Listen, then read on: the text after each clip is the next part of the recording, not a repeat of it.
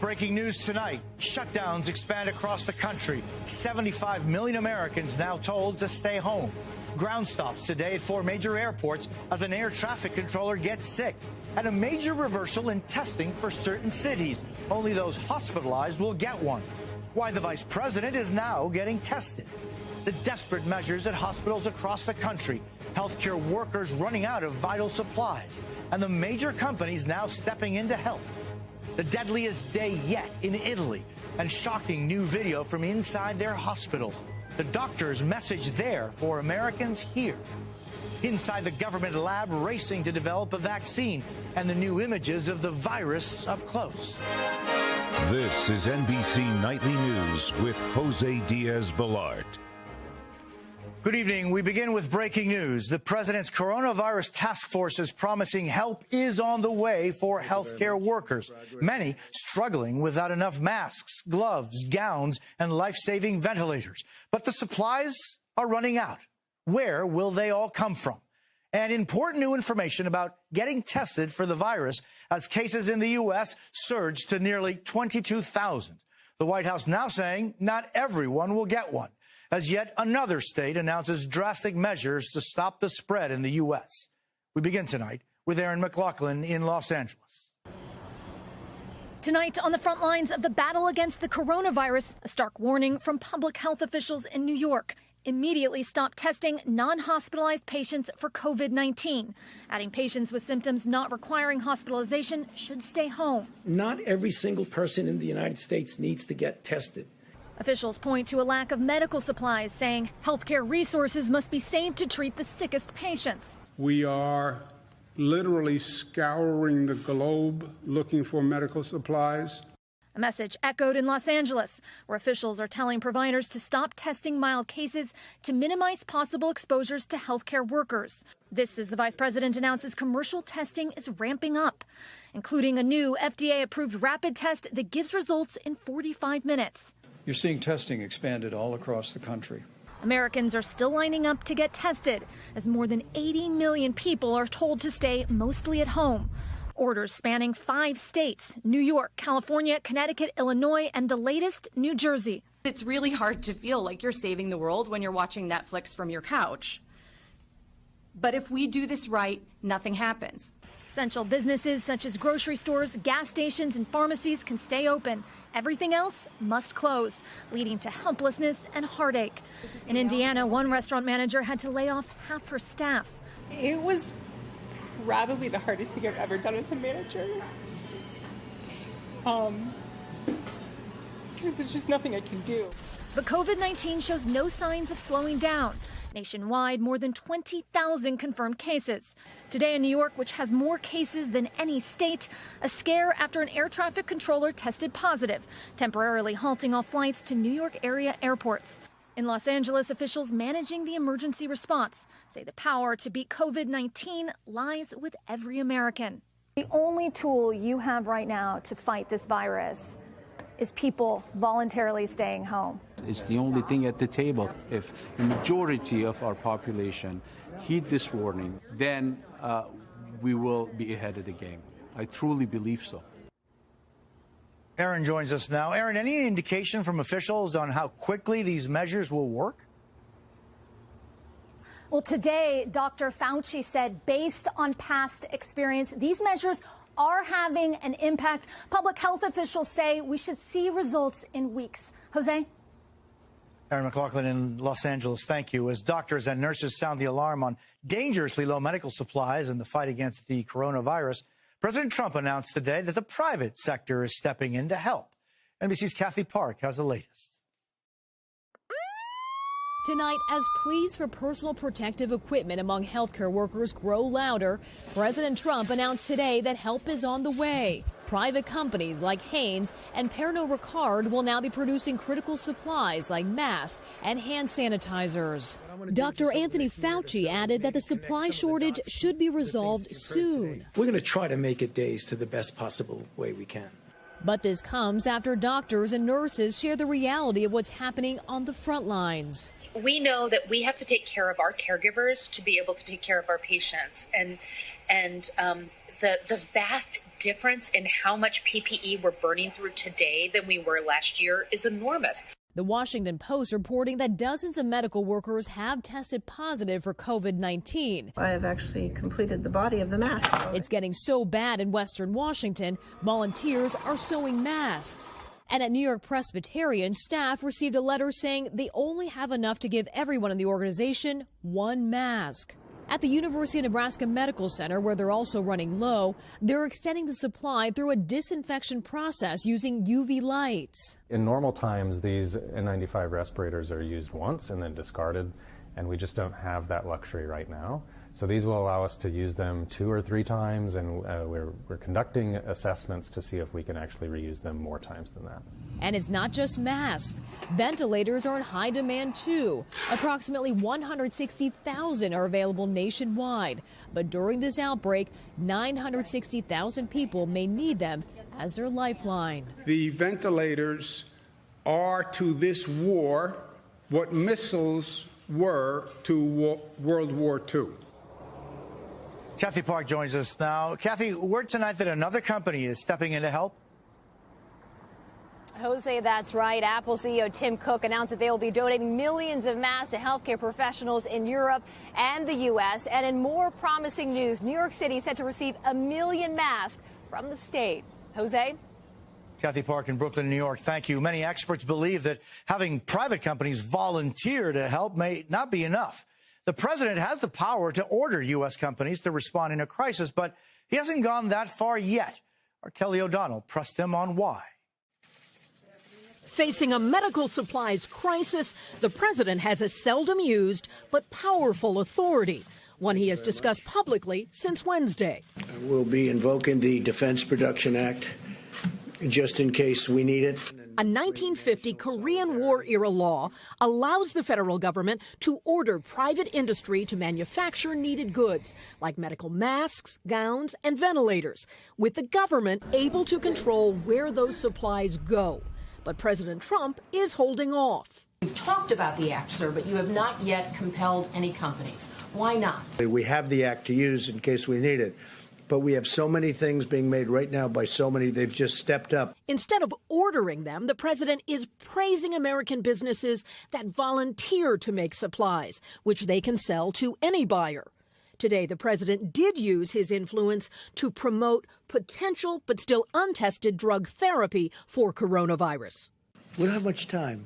You know, we have a lot of very sick people right now in hospitals all over the place. After tweeting about a pair of drugs used for other illnesses that he called, without evidence, a possible game changer, the president announced a clinical trial using these medications on coronavirus patients in New York. We're going to find out very shortly whether or not it's going to work. I feel very confident. Today, Governor Andrew Cuomo embraced the offer. And health professionals have all recommended to me that we try it.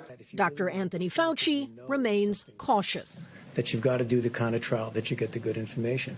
The president is talking about hope for people, and it's not an unreasonable thing to hope for people. And Kelly, the vice president is now getting tested? That's right, Jose. Mike Pence says that he and his wife, Karen, will be tested today. That's because a staffer in the vice president's office did test positive and has been home ill for a few days. Now, the vice president says he did not have direct contact with that ill employee and is not showing any symptoms himself. But out of an abundance of caution, he and the second lady are being tested because, of course, he heads the task force on coronavirus. Jose? Kelly O'Donnell at the White House, thank you. Each day, the death toll in Italy rises by staggering numbers. Today was the worst day for any country yet. Tonight, our first real look inside one of the hospitals desperately trying to save lives. Matt Bradley has more from Rome and a warning. Some of these images are difficult to watch.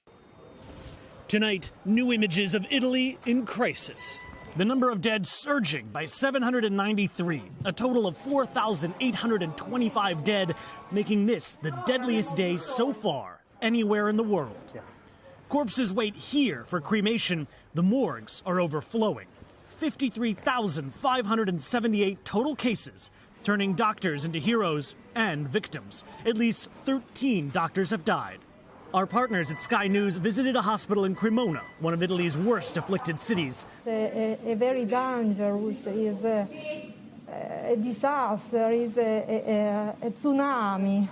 Hospitals are overstretched and at their breaking point. Doctors here work 12-hour shifts, only able to rest for a few hours. We are here for the patients. The doctors taking every precaution to protect themselves from the disease, changing gloves, masks, and protective clothes and outer layers, trying to keep their distance, but that's nearly impossible. These doctors have to regularly turn patients over to relieve pressure on their lungs. The hospital extending its ICU ward, and it's already full. We opened this side of the department to intensive care only yesterday, and today it's already full. Most troubling to doctors, the patients admitted to ICUs are increasingly younger. It's a warning to other countries. The virus can hit anyone. Don't think that it's happening here and it can't happen everywhere else, because it will if you don't do anything to stop it. Tomorrow will be a month since the lockdown emptied the streets of northern Italy, but every day comes at an ever higher human cost. And Matt joins us now. Matt, the government is putting in place even more restrictions for northern Italy. Yeah, northern Italian officials are clearly rattled by these numbers. We just heard from the governor of Lombardy, who said that starting tomorrow, all public and private offices will be closed, all outdoor exercise will be banned, and grocery stores and pharmacies will have to check their customers' temperatures. Jose? Matt Bradley in Rome, thank you. Still ahead tonight, inside the Army lab working to stop the virus.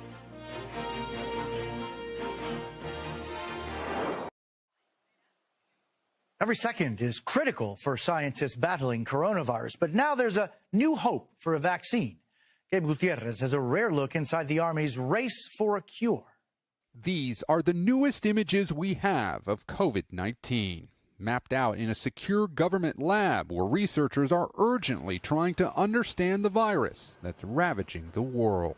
This is a GPS for vaccine design, so without that understanding, you can drive along a road and you think you're going to the right direction, but with this level of detail, you actually know your destination. Dr. Gordon Joyce is the chief of structural biology here. For decades, the Walter Reed Army Institute of Research has studied infectious diseases, including HIV/AIDS, Ebola, and MERS. Scientists now say part of the reason this coronavirus is so deadly is that those sharp objects sticking out of this microscopic protein essentially stab patients' lungs. This is like a hook, and that's what it uses to bind to the lung cell. Now the race is on to figure out how to stop them. These different colored objects are antibodies, and the goal is to try to get them to block this protein from attaching to the lungs. That's correct. What's happening here is one of many efforts, both public and private, around the globe to find the vaccine. It's a matter of not just public health, but national security. The initial stages of clinical trials are already underway in China, Europe, and the U.S. The first testing of humans with another experimental vaccine began days ago in Washington state. In some ways, is this a new type of arms race? I think probably the best kind of arms race in that we're not working in opposition with one another, we're working in collaboration with one another. But even a fast-track vaccine likely won't be ready for 12 to 18 months. Dr. Sheila Peel is among those trying to learn more about the virus now to better help physicians diagnose and treat it. This is the most challenging scenario I have faced in my entire career. A challenge for which the stakes could not be higher. It's very, very urgent because we know that if we don't do this, that the current pandemic is just going to continue until there are solutions that are effective. And we're doing our best to stop it as quickly as we can. A global race against time. Gabe Gutierrez, NBC News, Silver Spring, Maryland.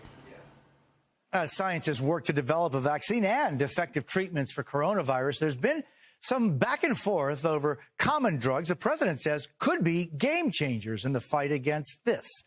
Dr. John Torres joins us now.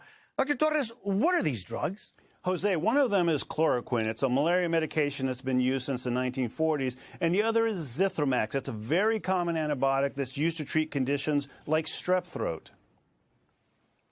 Doctor, while these common drugs are already on the market, they need extensive testing to find out if they have any effect on coronavirus. No? How long is this going to take? You're right, Jose. Just because we know they work for these certain condition, that doesn't mean they're safe and effective against coronavirus. And that's what researchers are trying to find out with their clinical trials. Hopefully these trials will only take a few months, and then they'll seek FDA approval. So, Doctor, what's your advice for the worried well who are asking their doctors for these drugs protectively? Best advice is don't ask your doctor for these, don't take these, because number one, we're not sure they're effective, and more importantly, we're not sure they're safe against coronavirus. In the meanwhile, practice what we know works. Wash your hands, don't touch your face, and do that social distancing. Dr. John Torres, thank you very much. Our coverage of the coronavirus continues. Right after this, we hear from the first member of Congress to test positive, who also happens to be my little brother. Coronavirus has altered our lives in unimaginable ways, impacting finances, family, and the way we work. For me, it's become particularly personal. We learned this week that the first member of Congress tested positive for coronavirus. That person is Mario Diaz-Balart, my little brother. He joins us now via Skype from Washington, D.C. Mario, how are you feeling right now? Well, I'm feeling better. I think the worst part is past. It's a tricky bug because just when I thought I was over it, or I was pretty close to getting over it, the fever will come back. But again, not as bad as it was originally, and I think hopefully the worst is past. Talk to me about the symptoms. Do they slowly get worse, or do they come all at once? They pretty much hit me like a ton of bricks. Saturday, I was fine. Saturday evening, I started getting this amazingly, just a splitting headache, and then pretty intensive fever and a cough. Now, luckily, I have not had an issue breathing, so I've never had a scary moment, but obviously very, very unpleasant with headaches, with coughing, and with a pretty intense all coming at the same time, it seemed. Self-isolating now for 7 days. What's that been like? Well, look, I've been busy. I've been working. I've had conversations. I've been on the phone with two members of the president's cabinet. I actually had a conversation with the president himself. Today, I was on the phone with the Appropriations Committee, with the Republican leadership. So I've been working and busy, but obviously all of that right here by myself in total isolation. Many of your colleagues in the House and the Senate are over 65, some with pre-existing conditions. Should Congress be able to vote remotely? We clearly have to figure out a way to do this during this very special moment. However, there are some constitutional questions that have to be answered. The last thing we need to happen is we go through this very important package and all of a sudden there's some sort of legal challenge. So again, I know that the leadership, House and Senate, bipartisan, they're looking at ways to make sure that they keep people safe and allow Congress to proceed. So we just got to make sure it's done right and it's done safely, but also that it's done constitutionally. Congressman Mario Diaz-Balart, mi hermano pequeño, my little brother, thank you. Thank you, Jose. And that's NBC Nightly News for this Saturday. I'm Jose Diaz-Balart. Thank you for the privilege of your time. Please stay safe. Hey, NBC News viewers, thanks for checking out our YouTube channel. Subscribe by clicking on that button down here and click on any of the videos over here to watch the latest interviews, show highlights, and digital exclusives. Thanks for watching.